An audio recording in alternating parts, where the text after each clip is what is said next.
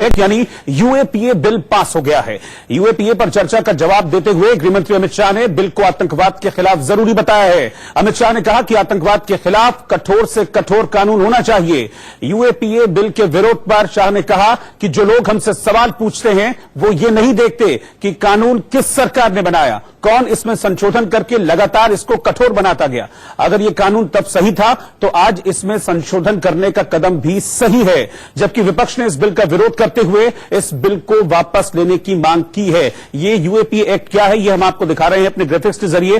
30 सितंबर 1967 को ये UAPA act पास हुआ था, जिसमें आज संशोधन किया गया है और यह संशोधन पास हो गया है। अमित शाह ने कहा है कि हम और कठोर इसको बनाएंगे और लगातार इस दिशा में हम प्रयासरत हैं।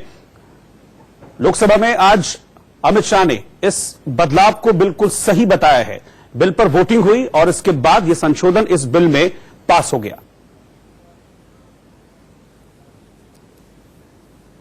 इस दौरान अमित शाह ने कहा कि आतंकवाद से निपटने के लिए बेहद जरूरी है कि देश में एक सख्त कानून हो, तो ऐसे में इस बिल को मजबूती देने के लिए हम ये संशोधन ला रहे हैं।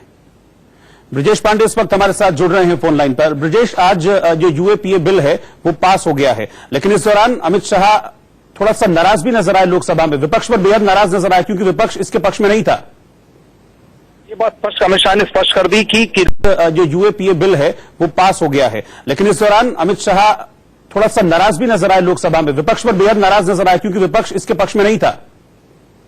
ये बात स्पष्ट अमित शाह ने स्पष्ट कर दी कि लोग जब मामला आतंकवाद का आता है तो उसको मोदी सरकार किसी भी तरह पीछे नहीं हटेगी। और इसीलिए जब तमाम संशोधन के जवाब में विपक्षों ने भी कई एडजमेंट नोटिस दी तो उसके जवाब में अमित शाह नाराज हुए और उन्होंने कहा कि ये कांग्रेस की दोगली नीति है। जब अपने वक्त यूएपीए इंट्रोड्यूस किया तब कुछ नहीं कहा और आज जब वक्त बदल रहा है और जिस तरह से आतंकवाद की गति दिशा बदल रही है उसके हिसाब से ये संशोधन करना बेहद आवश्यक है। और जो लोग ये कहते हैं कि बिलों में कुछ नरमी रखी जाए, उनके लिए मेरा जवाब यह है कि हम नरेंद्र मोदी सरकार आतंकवाद के खिलाफ कड़े से कड़ा कानून बनाने में नहीं हिचकेगी। तो इससे साफ था और जिस तरह का लोकसभा में जो बीजेपी की सरकार की जो बहुमत है उससे साफ था कि विपक्ष की ये जो एडजर्नमेंट नोटिस ये इशू कर ला रहे थे और कट मोशन ला रहे थे वो एक नूरा कुश्ती के सिवा कुछ नहीं था।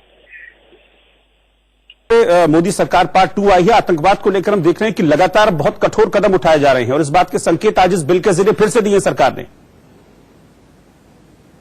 और उसमें जो बेहद अहम जो चेंज लाया है, अमेंडमेंट लाया है, वो उसमें ये है कि पहले केवल आप एक ग्रुप को टारगेट कर सकते थे, लेकिन अब आप किसी व्यक्ति को भी टेररिस्ट ऑर्गेनाइजेशन या टेररिस्ट डेजिग्नेट कर सकते हैं। और जिसे सरकार का मानना है कि जिस तरह से आतंकवाद के प्रोफाइल में जो चेंज आया है पिछले 5 साल में, उसको लेकर यूएपीए एक्ट में ये बदलाव बेहद जरूरी था और लोकसभा में इसे भारी बहुमत के साथ पारित कर दिया है। ठीक है ब्रजेश पांडे, बहुत बहुत शुक्रिया आपका हमारे साथ इस खबर पर जुड़ने के लिए।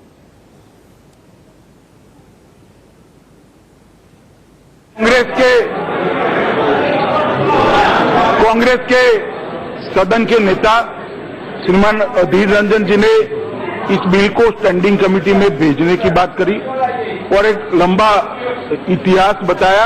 इसको मैं भी बता सकता हूं, आप उचित समय मुझे दीजिएगा कि किसने कितने बिल स्टैंडिंग कमेटी में भेजे।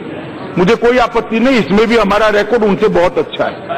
परंतु ये लोकसभा अभी चुन कर आई, ये प्रथम बैठक उसकी हो रही है और आतंकवाद को खत्म करने के लिए जिस प्रकार की अर्जेंसी की कानून की जरूरत है उसको ध्यान में रखकर हमने आया। आपने धैर्य से सबको सुना है, किसी को टोका नहीं, रोका नहीं, सब बोलते रहे। कल का बिल चल रहा है, आज दोपहर लंच भी नहीं कराया आपने, अभी भी चल रहा है।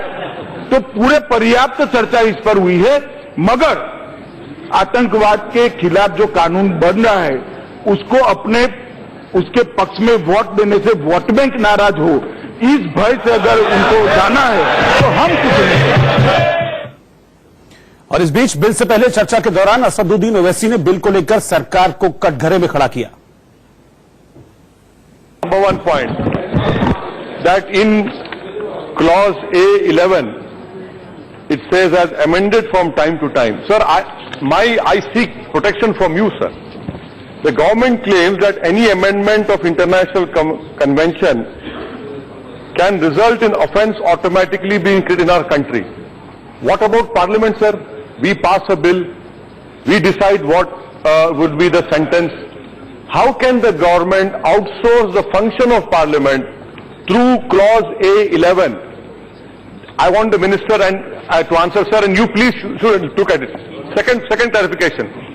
Section 35-36. The minister replied to it.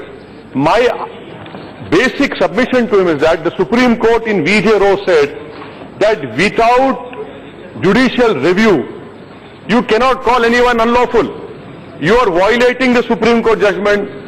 इसलिए कह रहा हूं सर कि आप रिव्यू कमेटी तो आप बनाएंगे ना, सरकार बनाएगी, उसमें इंडिपेंडेंस का एग्जीक्यूटिव बनाएगी.